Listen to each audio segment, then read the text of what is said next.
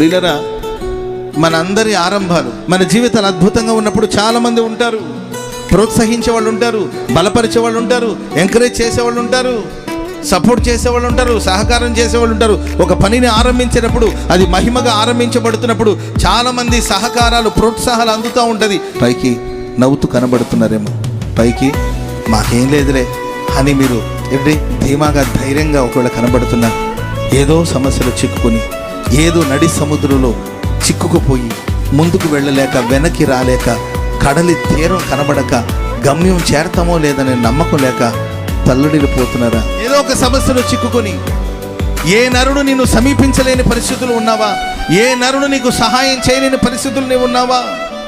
ఎవరు నీ అవసరాలు తీర్చలేని పరిస్థితులు ఉన్నావా?